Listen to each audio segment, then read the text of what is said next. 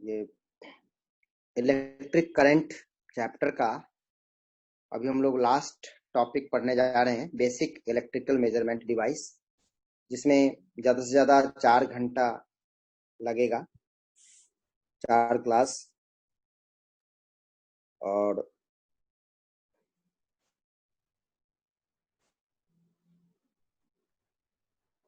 तो काफ़ी important topic है। इम्पोर्टेंट इस पर्सपेक्टिव से कि हमारे बोर्ड के एग्जाम में भी इससे 4 से 5 नंबर का क्वेश्चन आता है। बहुत मुश्किल टॉपिक नहीं है, एप्लीकेशन है जो हमने इलेक्ट्रिक करंट में पढ़ा है, उसका एप्लीकेशन है। उसी प्रिंसिपल एंड टेक्निक को यूज करके हम पोटेंशियल डिफरेंस सर्किट में किसी भी एलिमेंट के अक्रॉस पोटेंशियल डिफरेंस मेजर करेंगे। सर्किट के किसी भी पार्ट में हम लोग करंट मेजर करेंगे। तो बस यही 2 चीज मेजर करना है हमें, कि जैसे मान लीजिए कि एक रजिस्टर है तो रजिस्टर के अक्रॉस कितना वोल्टेज होगा, या रजिस्टर से होकर के कितना करंट जा रहा है, या कैपेसिटर है तो कैपेसिटर के अक्रॉस कितना वोल्टेज है, जिस सर्किट के जिस सेक्शन में कैपेसिटर लगा हुआ है वहां से कितना करंट पास कर रहा है ना। तो इस तरह की चीज हम लोग पढ़ेंगे इस चैप्टर में। 3-4 ही डिवाइस है, ज्यादा डिवाइस भी नहीं है। प्रिंसिपल उसका हम लोग पहले से ही पढ़ रखे हैं, बस एक बार देखना है। और जहां तक कंपटीशन की बात रहे तो स्पेशली इस सेक्शन में से हर साल एक क्वेश्चन नीट में एंड जेई मेंस में आता है। आईआईटी एडवांस में भी स्पेशली पोटेंशियोमीटर से क्वेश्चन आता ही रहता है, लेकिन नीट के पर्सपेक्टिव से देखा जाए तो हर साल एक क्वेश्चन तो आना ही आना है 45 में से।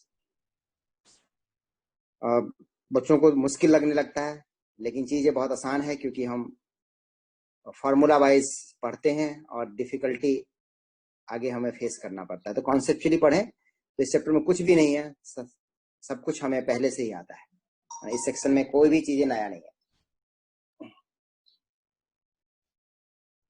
तो एजेंडा चैप्टर का पता चल गया हमें कि हम अलग अलग डिवाइस को हेल्प लेकर के सर्किट के एलिमेंट से होकर के करंट कितना पास कर रहा है, या उस एलिमेंट के अक्रॉस कितना पोटेंशियल डिफरेंस है ना। ये 2 चीज हम लोग निकालेंगे।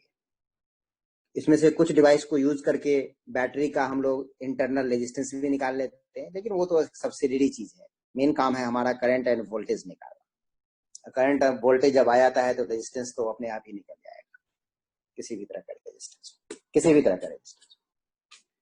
तो बच्चों, सबसे पहले हम लोग इसमें एक और चीज है कि जो भी हम इंस्ट्रूमेंट पढ़ने जा रहे हैं उस इंस्ट्रूमेंट में स्पेशली एक इंस्ट्रूमेंट है जो कि जिसका प्रिंसिपल जो है वो मैग्नेटिज्म चैप्टर में है।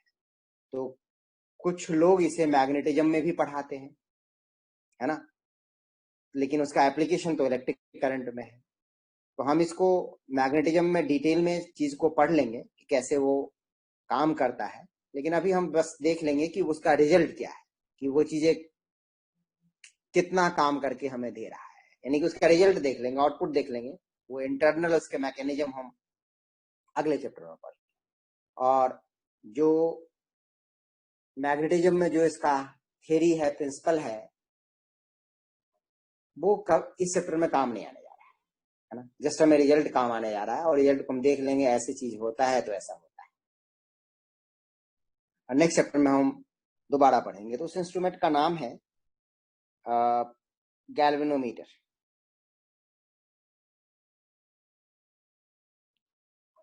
गैल्वेनोमीटर।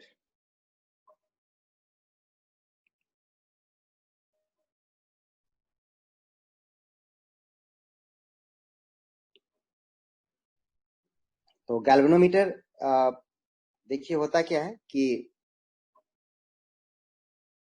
ये हमारे एक मैग्नेट है, और ये मैग्नेट के नॉर्थ पोल हो गया। इसी तरह से ये हमारा मैग्नेट के साउथ पोल है। और मैग्नेट के नॉर्थ एंड साउथ पोल के बीच में एक किसी कोर पे, कोर मतलब हो गया कि कैसा भी एक ले लीजिए कोर, सर्कुलर कोर ले लीजिए, अभी तो फिलहाल सर्कुलर कोर ही देता हूं, जिसपे कि हम लोग वायर की वाइंडिंग करने वाले हैं। जैसे यहां से वायर आ रहा है,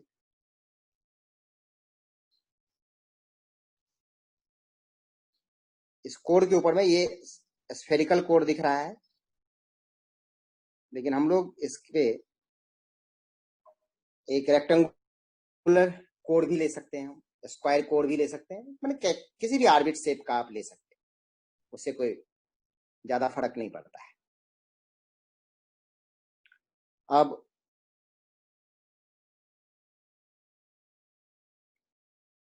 दैट मीन्स जब भी आप इस चीज को रोटेट करोगे, ये जो कोर है, इस कोर को कहीं ना कहीं इसका कनेक्शन बाहर कहीं ना कहीं होगा। मान लीजिए एक रॉड से इसको कनेक्ट कर रखे हैं और यहां से इस कोर को रोटेट कर रहे हैं, एक एंगुलर वेलोसिटी ओमेगा से रोटेट कर रहे हैं। तो जो सर्कुलर पार्ट है ब्लू कलर में स्फेरिकल, वो चीज देखिएगा आपको रोटेट करेगा, और वो रोटेट करेगा तो क्योंकि वाइंडिंग जो है, इसको हम वाइंडिंग बोलते हैं, ये वाइंडिंग फिक्स है कोर के ऊपर में, तो ये भी हमारा कोर के रोटेट करने से ये भी हमारा रोटेट करेगा। और हम आगे चल करके पढ़ेंगे कि कोई सा भी करंट के, कोई सा भी वायर, मेटेलिक वायर है ना, कोई सा भी मेटेलिक वायर अगर किसी मैग्नेटिक फील्ड के अंदर में रोटेट कर रहा है ना, रोटेट कर रहा है, कैसा वायर, जो एक वायर लूप बना रहा है ना। So if any loop, if any loop of conducting wire, loop का शेप कैसा भी होगा कोई फर्क नहीं पड़ता, conducting wire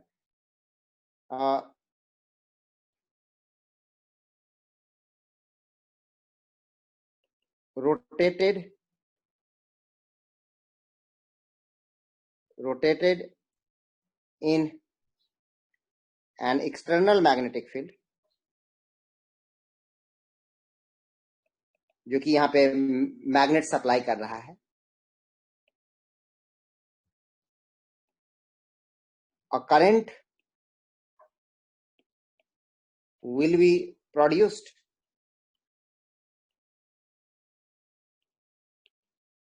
in the wire frame। इसमें करंट प्रोड्यूस होगा, जो कि करंट ऐसे निकलेगा, ऐसा निकलेगा, और फिर घूम के ऐसे ना ऐसे आप घुमा रहे हो इसको, और ये करंट हमारा ऐसे जाएगा।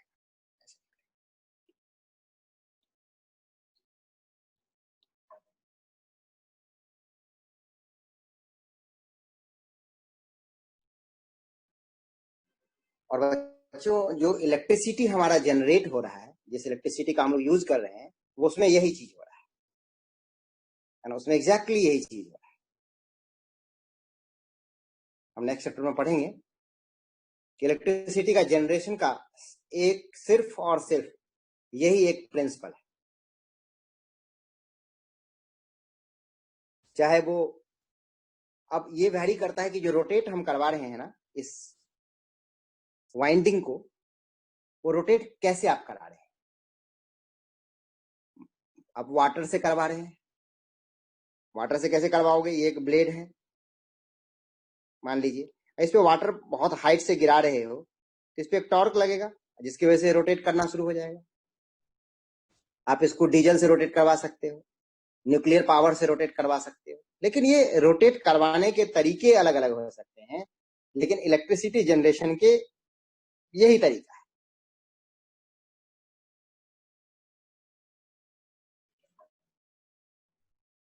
है ना। तो ये बात हमें समझ में आ गया होगा, यानी कि करंट इससे निकलता है। That's it. हमारा हमारा अभी के लिए इतना ही जानना है कि गैल्वेनोमीटर एक ऐसा डिवाइस है कि अगर उसमें करंट पास करा जाए तो ये चीज रोटेट करने लगता है, या ये चीज रोटेट करे तो करंट निकलने लगता है, ये वाइस वर्सा। तो अभी हम गैल्वेनोमीटर को कैसे यूज करेंगे कि एक मैग्नेटिक फील्ड में एक करंट कैरिंग वायर को रखेंगे। अभी हम करंट जनरेशन नहीं कर रहे हैं, हालांकि मैंने प्रिंसिपल जो लिख दिया है वो करंट जनरेशन के प्रिंसिपल लिख दिया है, तो ये चीजें गलत है। If any loop of conducting wire rotated in external magnetic field current will be produce, लेकिन हमें तो करंट मेजर करना था, कोई बात नहीं, इसका रिवर्स कर लीजिए, है ना। Now see it's reverse case.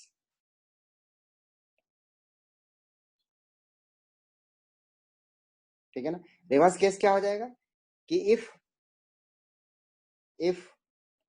a current is passed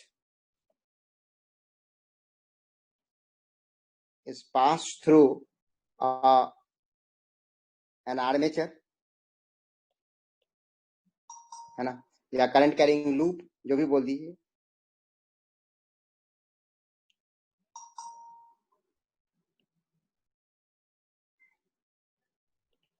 through a conducting loop,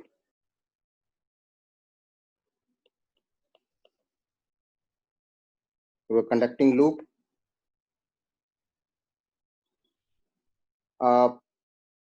loop will start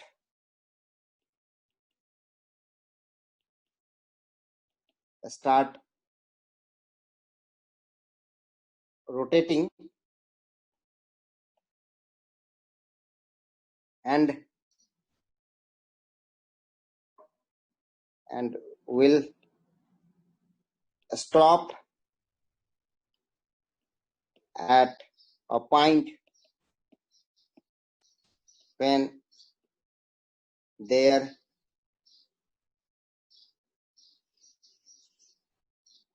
where net torque where net torque on the loop is zero।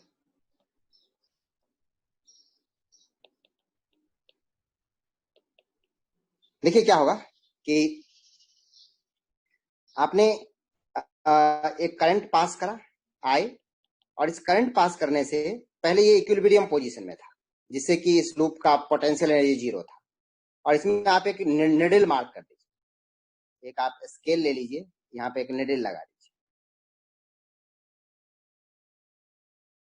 इसको इस फ्रेम के साथ, और एक सर्कुलर स्केल पे इसको दे दीजिए।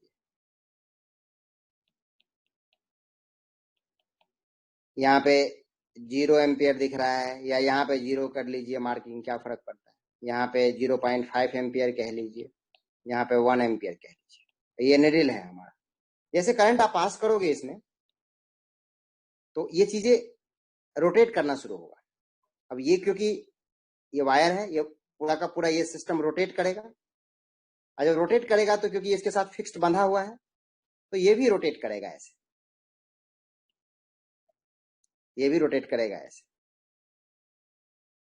अब ये जो रोटेट करेगा, मान लीजिए कि ये थीटा एंगल रोटेट करा, तो यहाँ पे मार्किंग है, तो आपको दिख गया कि 0.5 एम्पियर, मैंने हालांकि 0 यहाँ पे करना चाहिए था, चलिए कर लेता हूं।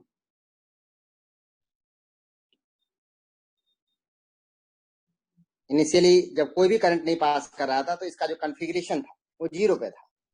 अब करंट के अकॉर्डिंगली ये डिफ्लेक्ट होगा। अगर करंट हमारा कम है तो टॉर्क कम लगेगा, करंट अगर ज्यादा है तो टॉर्क ज्यादा लगेगा, तो ये ज्यादा एंगल से रोटेट करेगा। आप बोलोगे रुक क्यों जाएगा, रोटेट ही क्यों नहीं करता रहेगा?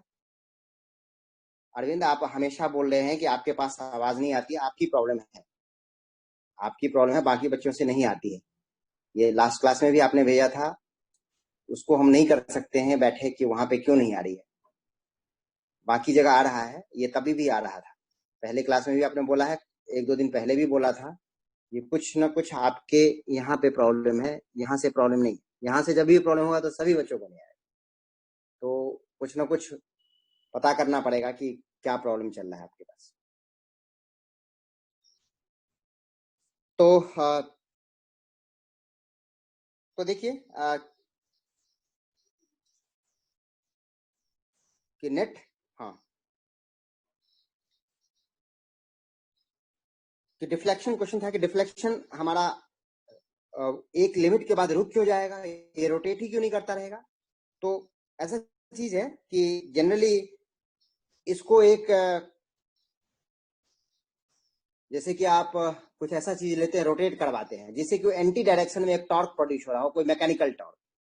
जैसे आप किसी थ्रेड से आप किसी स्ट्रिंग को बांध देते, सॉरी, किसी सीलिंग से किसी स्ट्रिंग को बांध कर देते हैं और उसके नीचे में एक कोई मास लटका देते हैं, हैंग कर देते हैं, और उसको एक ट्विस्ट करते हैं, रोटेट करने की कोशिश करते हैं, है ना। रोटेट कैसे? रोटेट बिल्कुल ऐसे जिससे कि उसका वर्टिकल पोजीशन जो है वो डिस्टर्ब ना हो, है ना। वो आप वायर के थ्रेड के अलोंग ट्विस्ट करते हैं, तो आप करते जाइए, एक लेवल के बाद आप जाकर के उसको ट्विस्ट कर ही नहीं पाएंगे, यानी कि बहुत ज्यादा उधर से एंटी टॉर्क जनरेट हो जाएगा, है ना। तो यही चीज है। तो उस करंट की वजह से जो टॉर्क जनरेट हो रहा है, वो टॉर्क निडल को रोटेट करने की कोशिश कर रहा है, और निडल को रोटेट करने से ये जो आर्मेचर है, ये जो हमारा कोर है, सॉरी डिलीट भी हो गया, ये जो हमारा कोर है,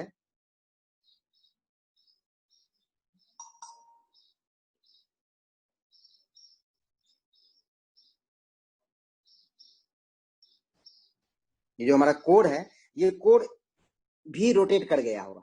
उसके रोटेट करने की वजह से जैसे कि आप देखेंगे कि एक एग्जांपल दे दूं, कैसे एग्जांपल दूं कि ऐसा एग्जांपल देता हूं कि ज्यादा समझ में आएगा कि एक रॉड है,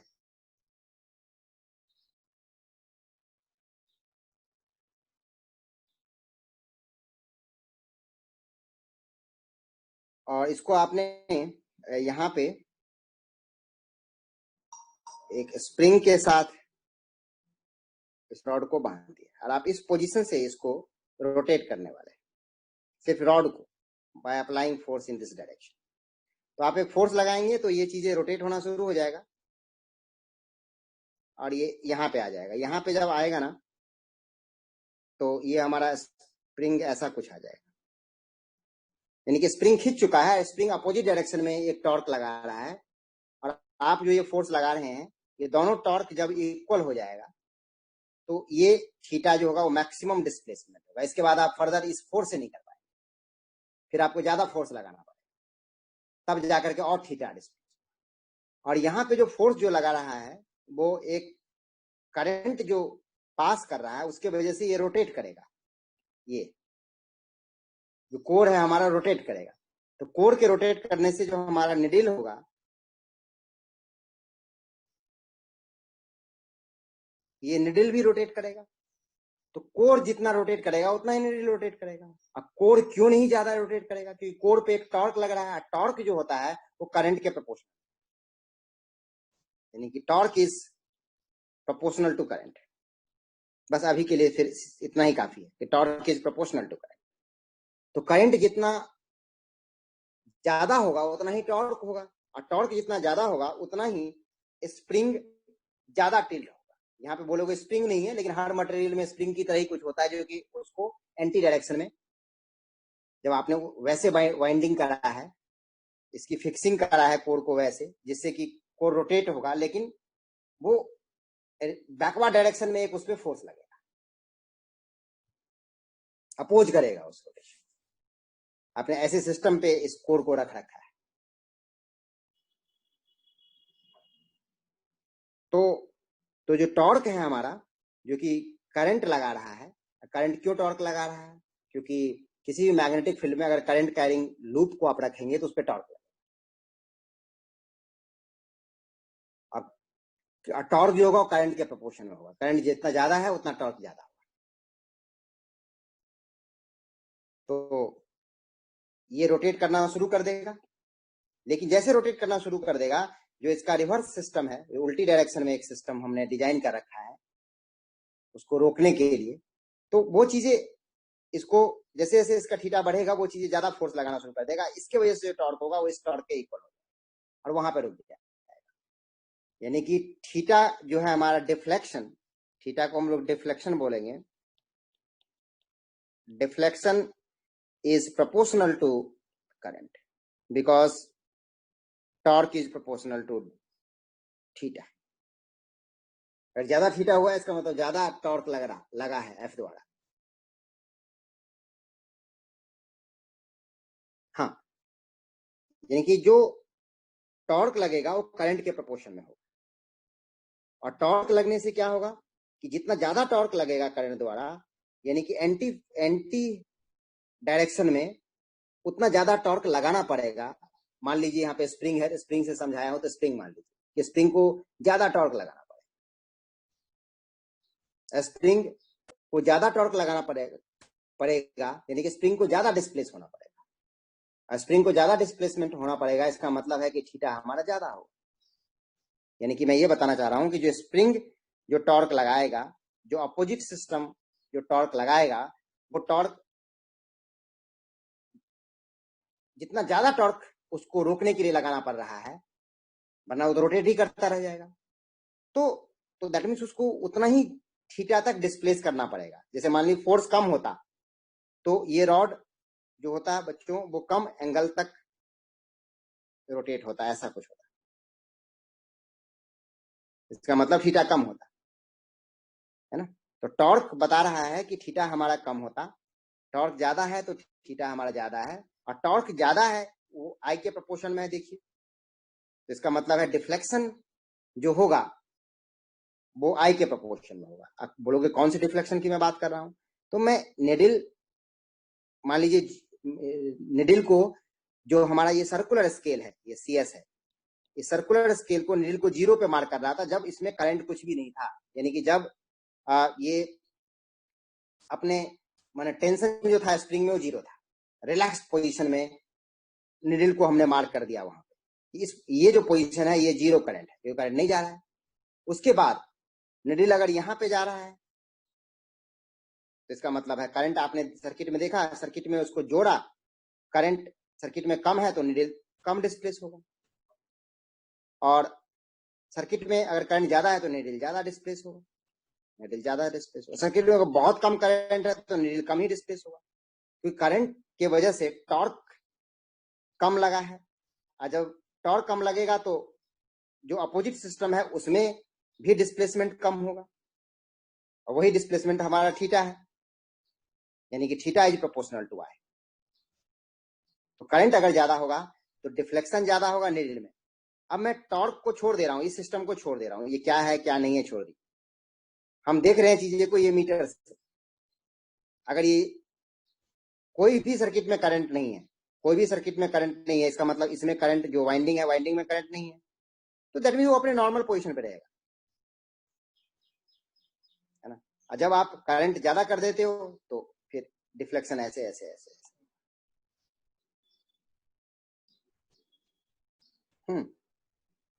तो बात सिर्फ इतनी है कि डिफ्लेक्शन इन निडिल, निडिल में क्यों डिफ्लेक्शन होता है, क्योंकि ये जो है ना हमारा कोर, इस कोर में अगर रोटेट करेगा, ये कोर अगर ऐसा था, सर्कुलर में तो नहीं समझ रहा है लेकिन ऐसा रहता अगर रेक्टेंगुलर, तो आपको समझ में आ जाता कि ये हमारा रेक्टेंगुलर कोर है, इसका कुछ ना कुछ निडिल ऐसा जुड़ा हुआ है। अब अगर ये रेक्टेंगल ऐसा हो जाता तो आप समझ सकते हैं कि ये रोटेट करा है। कोर अगर हमारा रोटेट करके ऐसा हो जाता तो निडिल हमारा ऐसा हो जाता, लेकिन निडिल में कुछ ना कुछ रोटेशन हुआ है। रोटेशन क्यों हुआ है निडिल में? क्योंकि कोर में हमारा रोटेशन हुआ है। कोर में रोटेशन क्यों हुआ है? क्योंकि करंट जो है हमारा वो पास करा है, करंट से टॉर्क आ गया है कोर में, और उस टॉर्क की वजह से रोटेट करा है। क्वेश्चन है कि रोटेट हमेशा क्यों नहीं करता रहा? तो बच्चों एक एंटी डायरेक्शन में एक हमने टॉर्क जनरेट करवा दिया है कि ज्यादा अगर रोटेशन हो गई तो एंटी डायरेक्शन में ज्यादा एक टॉर्क लगने लगेगा। और जब दोनों टॉर्क, जो करंट की वजह से टॉर्क है, जो अपोजिट डायरेक्शन में स्प्रिंग लाइक सिस्टम से, स्प्रिंग लाइक सिस्टम हो गया कि जो कि उसको मोशन को अपोज कर रहा है। अगर वो दोनों इक्वल हो गया तो वहां पे जाकर के रोटेट करना बंद हो जाएगा, और वो जो डिफ्लेक्शन हो गया उस पोजीशन में थीटा, वो थीटा जो होगा वो प्रोपोर्शनल टू आई होगा, क्योंकि theta is proportional to torque and torque is proportional to I. ये टॉर्क कौन सा टॉर्क है? ये टॉर्क है आई वाला, जो टॉर्क है वो टॉर्क है हमारा एक्सटर्नल सिस्टम में जो करंट है।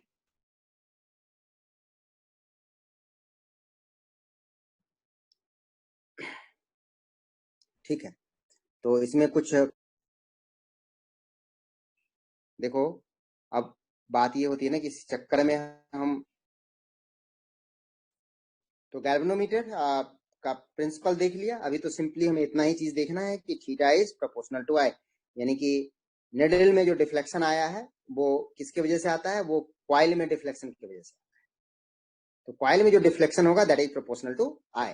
एक्चुअली थीटा देखा जाए तो थीटा हमारा एंटी सिस्टम में डिफ्लेक्शन है, और एंटी सिस्टम का टॉर्क है, और आई जो है हमारा वो टॉर्क है, यानी कि this is torque, this is torque, ये टॉर्क के पीछे कुछ है, दिस इज टॉर्क, दोनों टॉर्क है। ये फॉरवर्ड डायरेक्शन के टॉर्क है जो करंट ने लूप को घुमाने की कोशिश कर रहा है, ये बैकवर्ड डायरेक्शन के कॉन्ट है जो स्प्रिंग ही, मान लीजिए स्प्रिंग ही है, कुछ नहीं, जो कि स्प्रिंग ने बैकवर्ड डायरेक्शन में टॉर्क लगाया है। तो दोनों टॉर्क इक्वल है, तो थीटा टॉर्क इन स्प्रिंग है ना, torque in spring is proportional to, हालांकि स्प्रिंग नहीं, वहां पे एक स्प्रिंग होता है और वहां पर टोर्सनल टॉर्क लगता है, चलो उसके बारे में पढ़ेंगे बाद में, लेकिन अभी उसे उसको आप स्प्रिंग की तरह देखिए। तो बैकवर्ड डायरेक्शन के टॉर्क एंड ये फॉरवर्ड डायरेक्शन के टॉर्क दोनों जो इक्वल हो जाएगा, तो ये टॉर्क आई के प्रोपोर्शन में है, ये टॉर्क थीटा के प्रोपोर्शन में। So theta is equal to something के इनटू आई, प्रोपोर्शन में आ गया, यानी कि जितना ज्यादा थीटा होगा इसका मतलब उतना ज्यादा करंट है। और जो यहाँ पे वाइंडिंग होता है बच्चों, इस वाइंडिंग गैल्वेनोमीटर के ऊपर में जो वाइंडिंग होता है, इस वाइंडिंग की वजह से इसमें रेजिस्टेंस भी होता है, होगा ही होगा। तो गैल्वेनोमीटर में it has huge resistance, huge resistance मतलब किलो में या मेगा में भी होते हैं, 10 किलो ओम का रेजिस्टेंस होता है, क्योंकि वाइंडिंग में बहुत ज्यादा वाइंडिंग्स में लूप होते हैं, और पतला वाइंडिंग होता है जिसमें बहुत ज्यादा रेजिस्टेंस होता है, ह्यूज रेजिस्टेंस।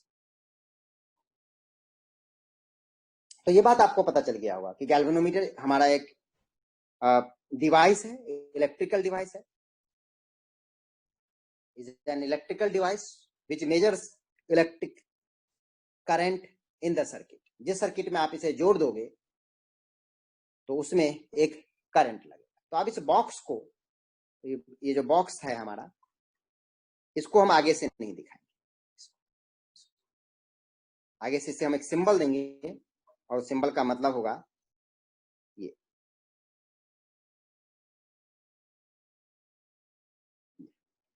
इसकी रेजिस्टेंस को हम आरजी बोलेंगे, और ये चीज हमारा एक करंट मेजर कर रहा है, दैट्स इट। ठीक है, तो ये हमारा गैल्वेनोमीटर है, इसके सर्कुलर कॉइल है अंदर में, वो जो कुछ भी है वो सब है, उससे आपको कुछ मतलब नहीं है, हम इसको आरजी से जानेंगे। ये गैल्वेनोमीटर अपने आप में एक रेजिस्टेंस है, दैट्स इट। इसमें दो कनेक्शन होता है हमारा, ऐसे तो करंट जाता है। अब कॉइल वगैरह जो है बच्चों वो इसके अंदर है, वो मैं नहीं दिखा रहा, तो ये करंट भेजने के लिए। अब इसे सर्किट में कैसे निकालोगे? जैसे कि एक मान लो हमारा रेजिस्टेंस है 5 ओम का, पता नहीं है कितने ओम का है, और ये हमने एक बैटरी से जोड़ दिया है, तो कुछ जोड़ा है बैटरी से, 20 वोल्ट के बैटरी से, तो कुछ ना कुछ करंट तो यहाँ से जाएगा ना, यहाँ से करंट तो कुछ ना कुछ निकलेगा। तो करंट जो निकल रहा है उसको आप ऐसे कनेक्ट कर दो।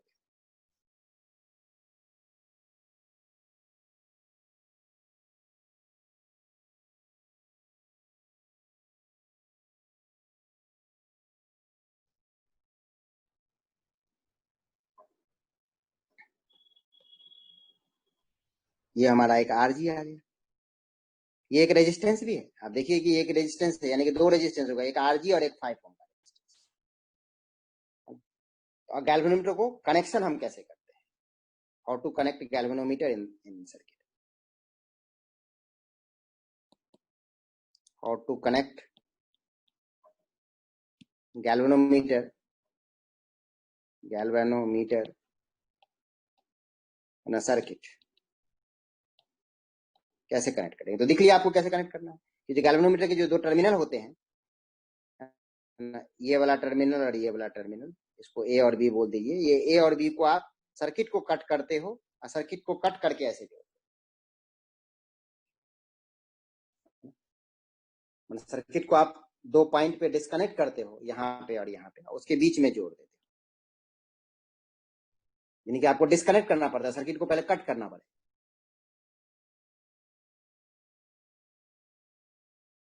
ठीक है, तो इसमें जो करंट आई था उस करंट आई को मेजर कर लेगा। उस करंट को मेजर कर लेगा। ठीक है, ये बात तो समझ में आ गया होगा। और इसमें जो करंट होगा, मान लीजिए आई की वैल्यू है 5 एम्पियर या 2 एम्पियर, तो इसमें जो डिफ्लेक्शन दिखाई देगा वो डिफ्लेक्शन 2 एम्पियर पे दिखाई देगा। जो सर्कुलर मार्क है, इस सर्कुलर मार्क पे 2 एम्पियर पे दिखाई देगा। आप समझ लेंगे 2 एम्पियर का करंट।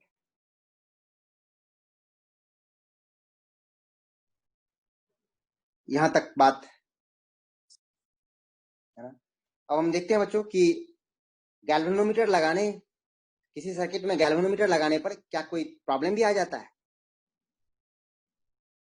क्या। सर्किट में जो रजिस्टर में पहले करंट था, जैसे एग्जांपल के लिए यहाँ पे आप देखिए कि सर्किट में हमने 2 एम्पियर का करंट पहले से फ्लो कर रहा है। पहले से हमारा 2 एम्पियर का करंट फ्लो करना चाहिए था जब सर्किट हमारा ऐसा था। मान लीजिए कि 2 एम्पियर का करंट है, तो क्या अभी भी इस यहां से 2 एम्पियर का करंट फ्लो करेगा? अगर अभी भी करंट फ्लो करेगा 2 एम्पियर का करंट, तो गैल्वेनोमीटर डेफिनेटली 2 एम्पियर मेजर करके देगा। लेकिन गैल्वेनोमीटर को लगाने से जो करंट का फ्लो था ना, वो बहुत ज्यादा कम हो जाता है, क्योंकि गैल्वेनोमीटर एक रेजिस्टेंस है, बहुत बड़ा रेजिस्टेंस। जब एक बड़ा रेजिस्टेंस, सर्किट का रेजिस्टेंस बढ़ा दोगे तो करंट तो अपने आप ही कम हो जाएगा सर्किट। तो सर्किट का रेजिस्टेंस पहले था R is equal to 5 ohm before we add galvanometer, and after making connection with galvanometer,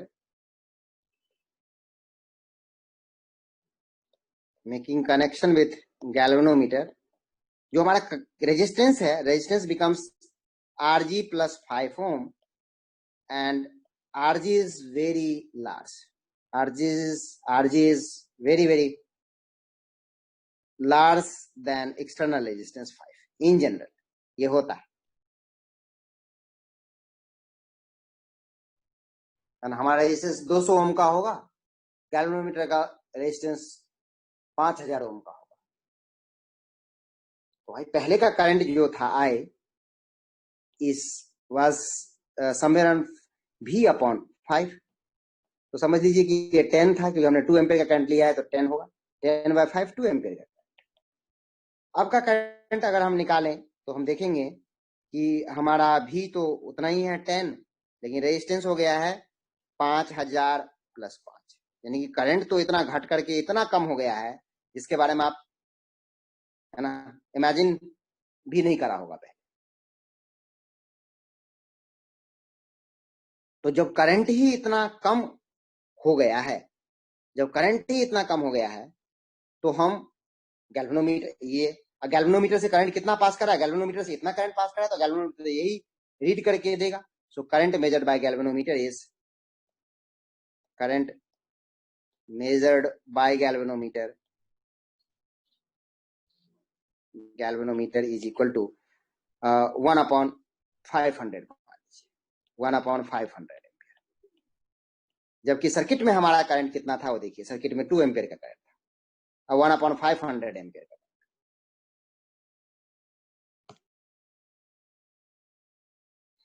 ये इशू आप लोगों को समझ में आ गया होगा।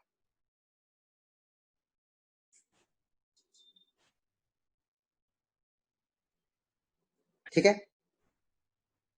तो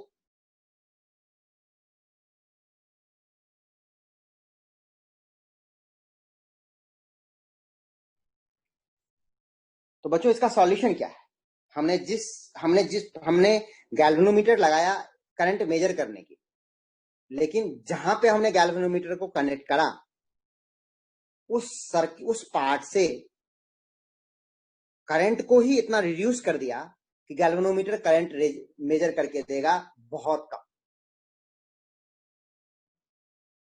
तो इसका सॉल्यूशन क्या है? कोई सॉल्यूशन आप में से बता सकते हैं कि इसे कैसे बचाया जा सकता है?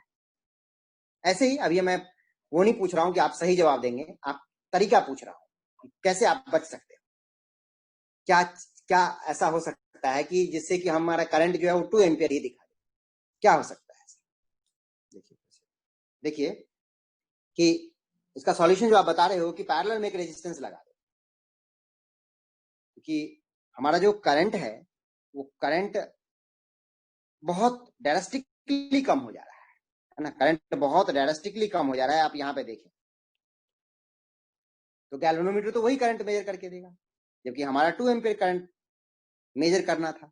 तो आपने एक सॉल्यूशन बताया है कि इस रेजिस्टेंस के पैरेलल में एक छोटा सा रेजिस्टेंस लगा दो, क्योंकि छोटा सा रेजिस्टेंस लगाओगे तो छोटा सा रेजिस्टेंस कितना, 1 ओम का। अगर 1 ओम का भी लगाते हो तो इसका जो इक्विवेलेंट रेजिस्टेंस हो जाएगा वो 0.9 के आसपास हो जाएगा, और टोटल रेजिस्टेंस 5 + 0.9 5.9 हो जाएगा, यानी कि अभी भी करंट में अभी भी करंट 2 एम्पियर नहीं है। तो बात यह है कि आप छोटा से छोटा जितना छोटा रेजिस्टेंस लगा सकते हो उतना छोटा रेजिस्टेंस, लेकिन उतना छोटा रेजिस्टेंस कहाँ मिलेगा? अगर आप 0.0000001 ओम का रेजिस्टेंस लगा देते हो तब तो ठीक है।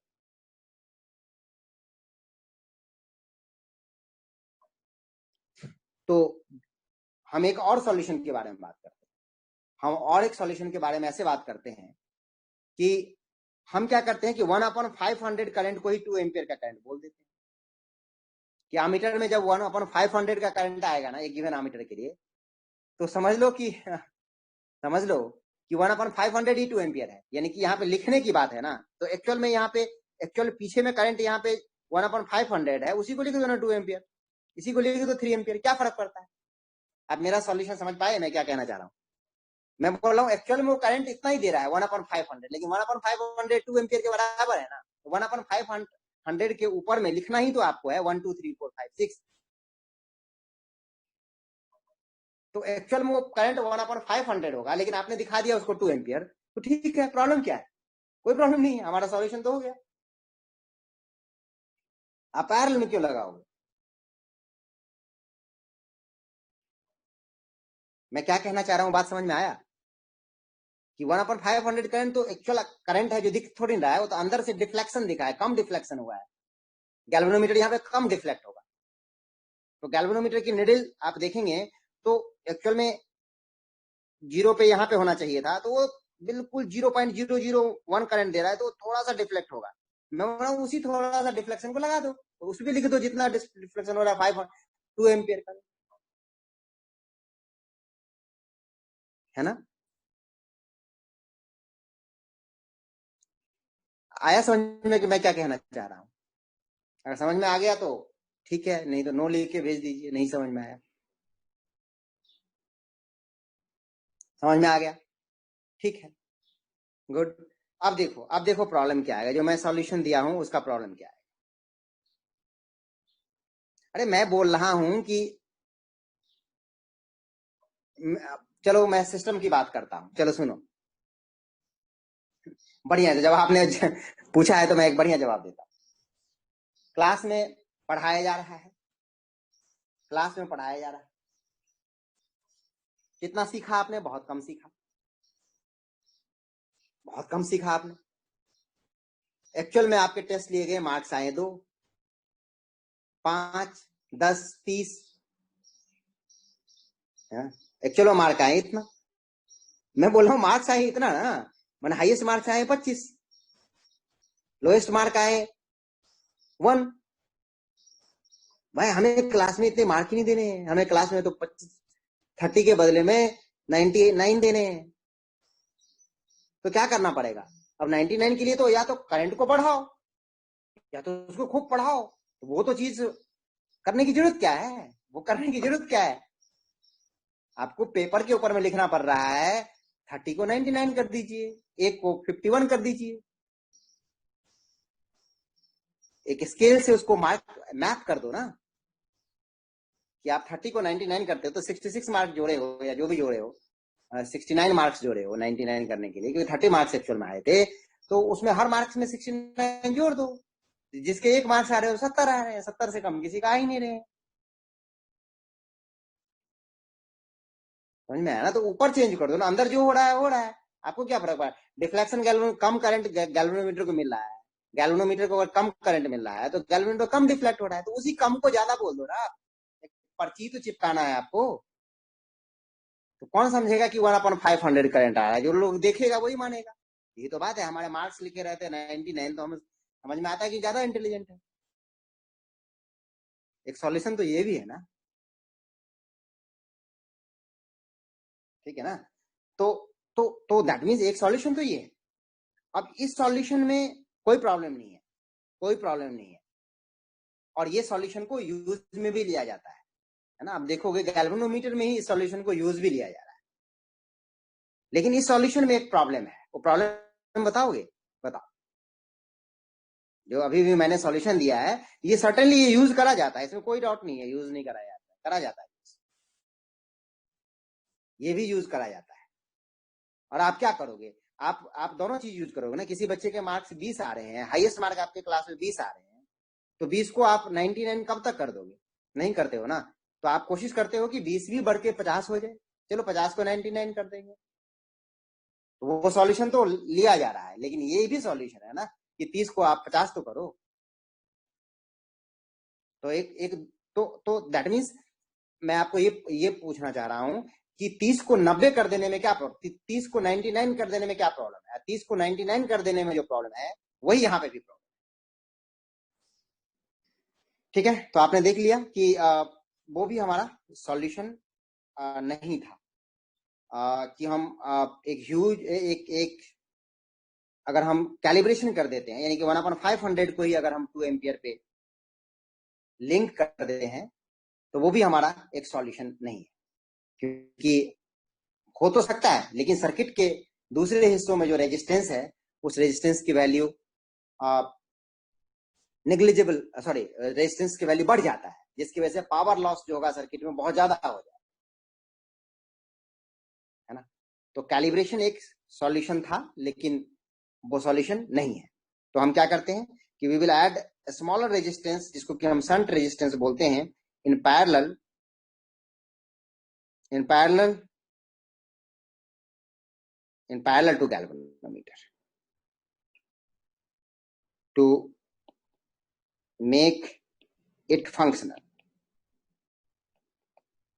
To make it functional. तो ये बात हमें समझ में आ गया। अब शंट रेजिस्टेंस बहुत छोटा होना चाहिए, है ना? जनरली 0.01 ओम, 0.001 ओम, जितना छोटा हो जाए उतना अच्छा है ना? तब हमारा सर्किट का जो रेजिस्टेंस होगा, एग्जाम्पल के तौर पे देखूं तो वो 5 प्लस 0.01, इतना रेजिस्टेंस होगा। ये भी रेजिस्टेंस एक्चुअल कुछ करंट में डिफरेंस तो ला ही रहा है, लेकिन कम ला रहा है, कम ला रहा है, इसको हम इग्नोर कर सकते हैं। ठीक है, तो यहां तक की बात तो हम लोगों को समझ में आ गया होगा। अब देखिए कि इसी चीज को, ये जो हमने प्रोसेस लिखा है, ये इसी चीज को बोला जाता है कि हम गैल्वेनोमीटर से हम कभी भी करंट मेजर नहीं करते। ये गैल्वेनोमीटर नहीं रहा ना, गैल्वेनोमीटर में आपने एक पैरेलल में एक छोटा सा रेजिस्टेंस ऐड कर दिया। तो गैल्वेनोमीटर में अगर आप छोटा सा रेजिस्टेंस पैरेलल में कनेक्ट कर देते हो तो गैल्वेनोमीटर को हम गैल्वेनोमीटर नहीं बोलते हैं, इसी को हम आमीटर बोलते हैं।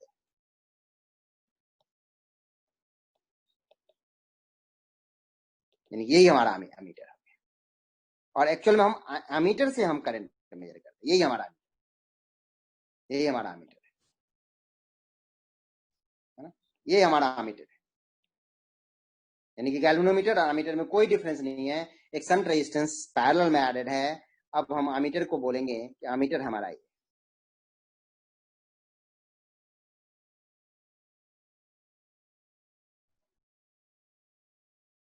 जैसे साइन दो आप, ये हमारा आमीटर,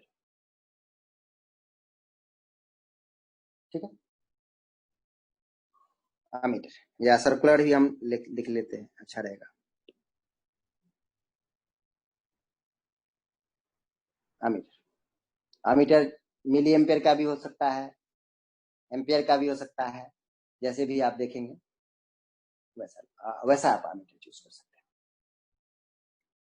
हैं। ये आपका आमीटर का जो रेजिस्टेंस होता है दैट इज नेग्लिजिबल। जो आमीटर का हमारा रेजिस्टेंस होता है वो नेग्लिजिबल होता है। ये आमीटर में भी एग्जैक्टली यहाँ पे प्लस, यहाँ पे माइनस, यानी कि 2 टर्मिनल है, इसी टर्मिनल को सर्किट में कट करके करते हैं। लेकिन जब आप आमीटर लगाते हो किसी भी सर्किट में ना, तो ये आमीटर रेजिस्टेंस को एक्सपोर्ट करके नहीं ला रहा है। यानी कि अगर पिछले वाले एग्जांपल के टर्म में बात करूं तो ये 5 ओम था, ये 0.001 ओम है, तो कोई ज्यादा खास रेजिस्टेंस नहीं ला रहा है, लेकिन करंट को मेजर कर रहा है, यानी कि आमीटर से करंट ज्यादा।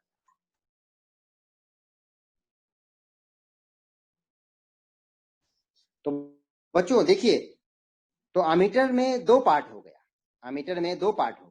आप आमीटर को खोल करके देखें तो आमीटर में एक गैल्वेनोमीटर हो गया जिसका रेजिस्टेंस बहुत ज्यादा है, और अमीटर में एक छोटा सा रेजिस्टेंस पैरेलल में हो गया जिसको कि हम स्मॉल आर बोल देते हैं। ये हमारा अमीटर। अब ये आप इस दोनों चीज को हमने ऐसे दिखाया है, ये हमारा अमीटर, यानी कि करंट यहां से जा रहा है, ठीक।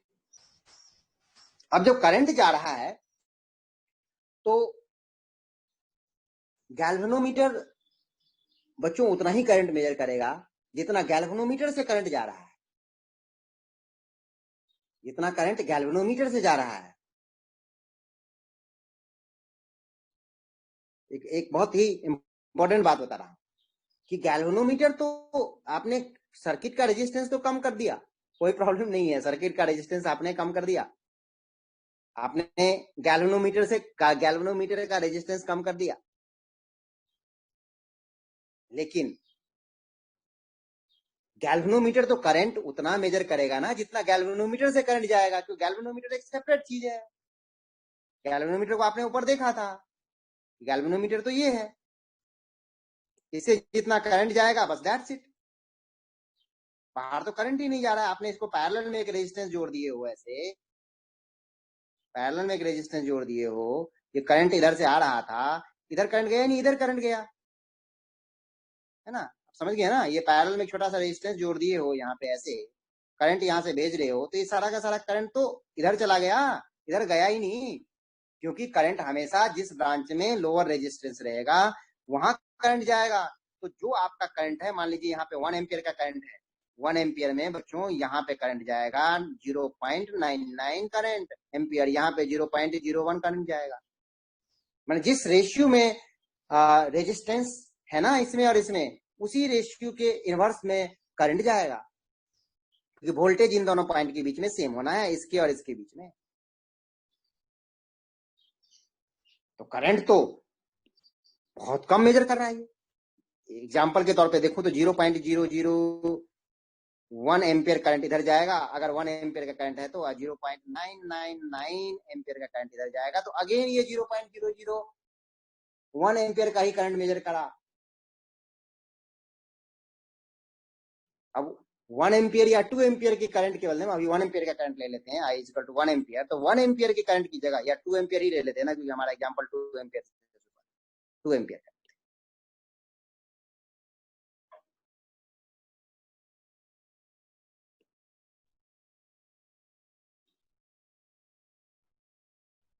Two ampere.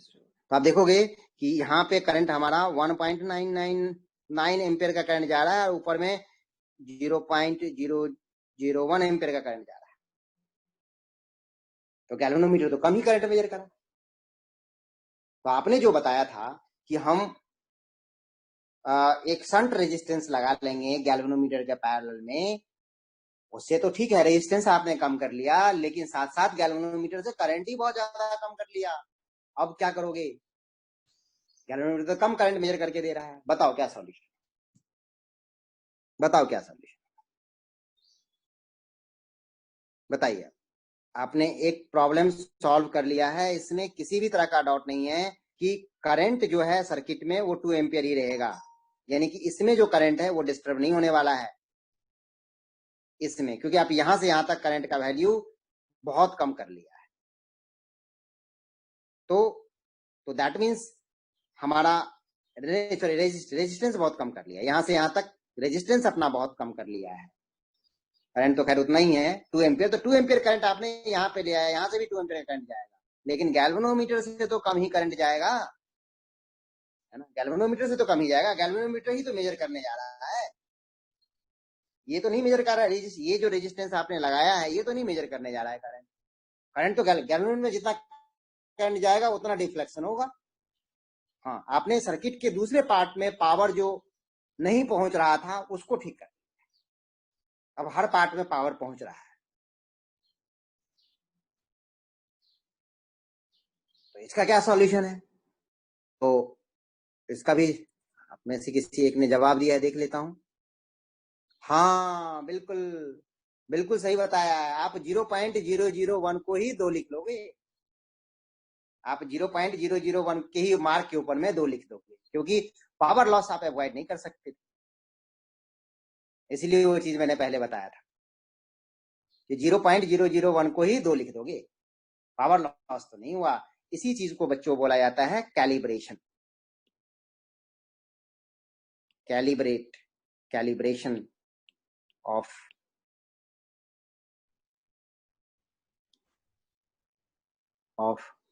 किसी भी इंस्ट्रूमेंट, कैलिब्रेशन ऑफ एनामीटर, है ना। इस चीज को ध्यान में देने की जरूरत है। क्या है कि आप 0.001 को ही 0.001 को ही 2 मान लेना, लेकिन पहले अगर 0.001 को, जो कि मैंने यहां दिखाया था, उसको अगर कर लेते तो सर्किट के दूसरे पार्ट में एनर्जी नहीं पहुंच पाता, सारे चीजें फंक्शन करना बंद हो जाता, लेकिन इससे बंद नहीं हुआ, इससे सबको एनर्जी मिल रहा है। आप 0.001 को ही, ठीक है बच्चों, बात समझ में आ गई है। इस पे हम लोग कल क्वेश्चन करेंगे, और वो फिर सिंपल ही, वो बहुत ही सिंपल है क्वेश्चन करना। आप वो लगभग जो हमने पहले पढ़ा है एग्जैक्टली वही चीज, इससे सीरीज और पैरेलल में दिख रहा है आपको, आप निकाल सकते, उस पर 1-2 क्वेश्चन कर लेंगे, बस नाम लिखा रहेगा अमीटर, नाम लिखा रहेगा गैल्वेनोमीटर, लेकिन क्वेश्चन बताइए। तो गैल्वेनोमीटर को आप एक बड़ा रेजिस्टेंस की तरह देखिए, और 0.001 एम्पियर के ही करंट को आपको 2 एम्पियर का करंट समझना पड़ेगा। ठीक है, चलिए, तो आज का क्लास हमारा यहीं पे खत्म।